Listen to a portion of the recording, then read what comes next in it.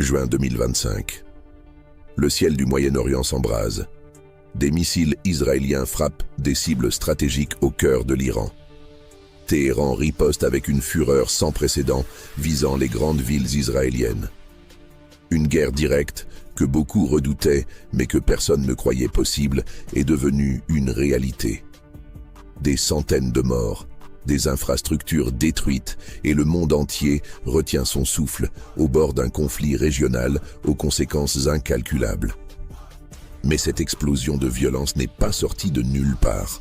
Elle est l'aboutissement de plus de 40 ans d'une hostilité grandissante, d'une guerre de l'ombre et d'une escalade de tensions.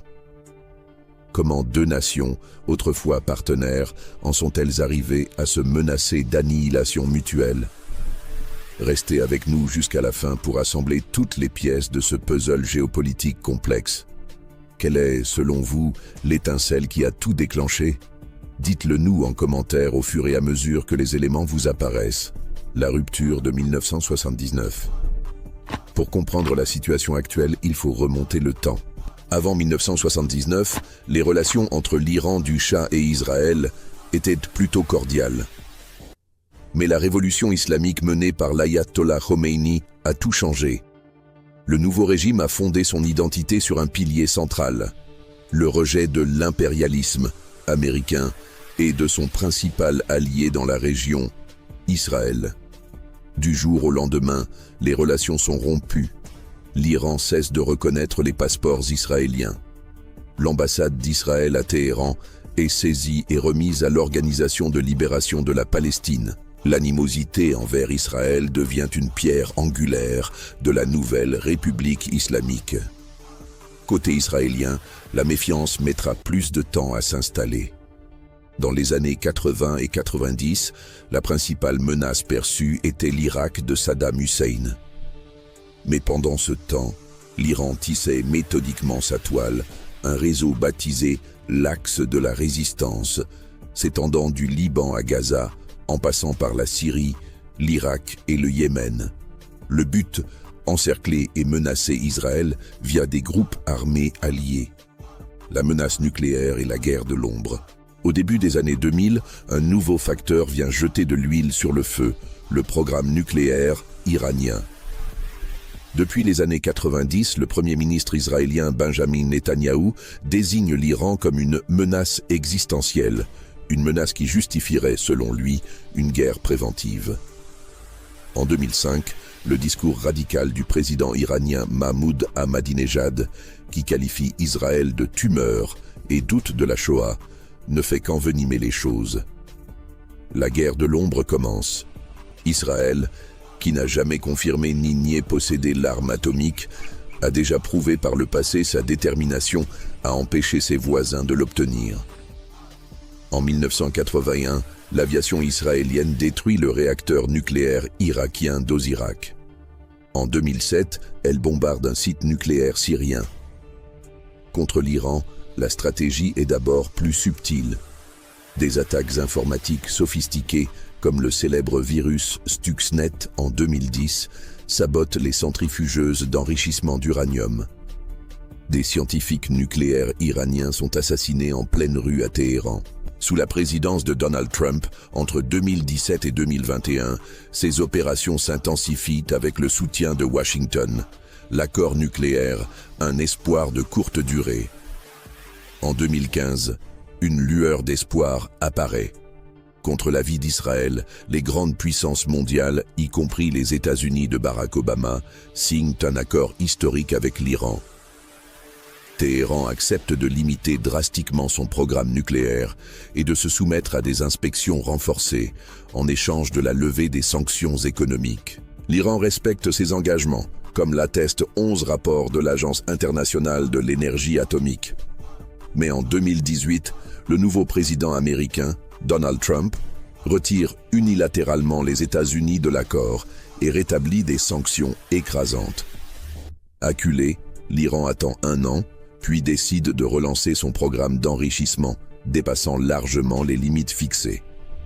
En 2025, ces stocks d'uranium enrichi sont devenus une source de préoccupation majeure pour la communauté internationale, bien que Téhéran ait toujours affirmé que son programme est à des fins pacifiques. Mettre en perspective des décennies de conflits demande un travail de recherche considérable.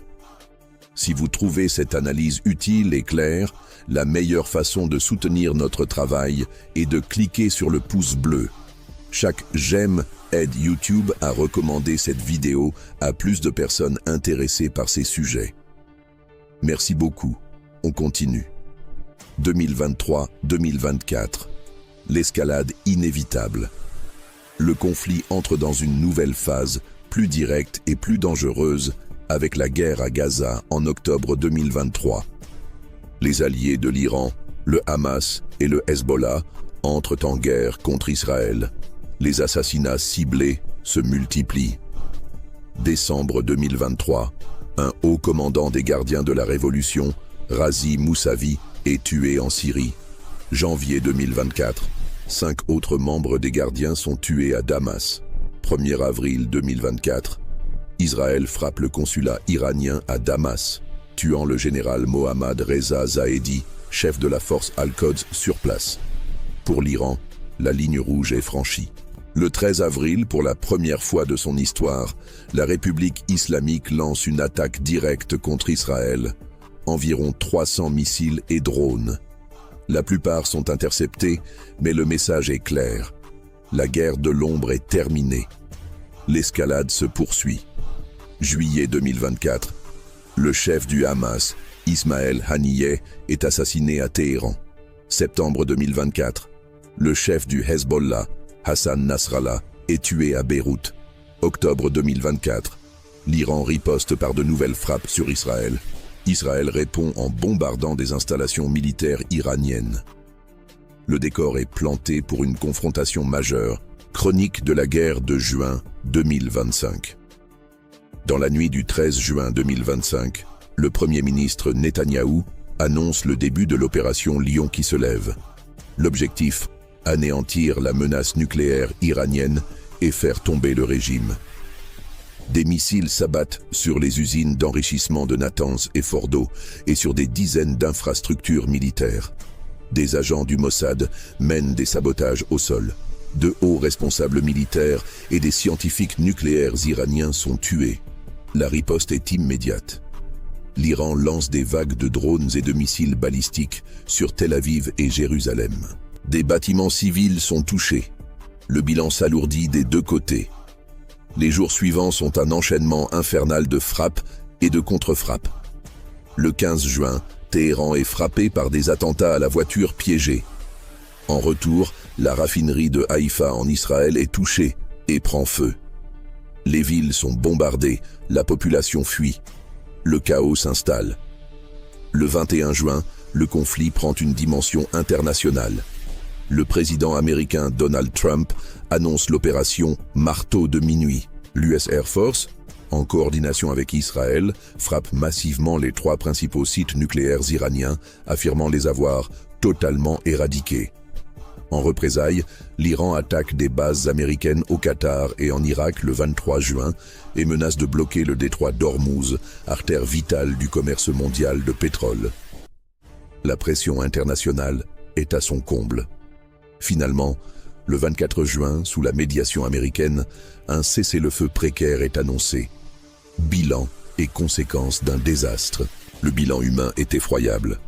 En Iran, les bombardements auraient fait plus de 600 morts civiles selon le ministère de la Santé et de nombreux blessés. Des poètes, des sportifs, des familles entières ont été anéantis. En Israël, les missiles iraniens ont tué plusieurs dizaines de personnes et causé des dégâts matériels considérables. Économiquement, c'est une catastrophe. Le prix du pétrole flambe de 10%. Les marchés boursiers s'effondrent. Le coût de la guerre se chiffre en milliards de dollars pour Israël. Sur le plan diplomatique, les négociations nucléaires sont mortes et enterrées. La région est plus instable que jamais. Pour de nombreux analystes, cette guerre était une manœuvre politique de Benjamin Netanyahou, animée par une conviction messianique et le désir de détourner l'attention de la question palestinienne. Les conséquences environnementales sont également alarmantes. Les frappes sur les sites nucléaires, les raffineries et les dépôts de missiles ont libéré des fumées toxiques et posent des risques sanitaires à long terme pour toute la région.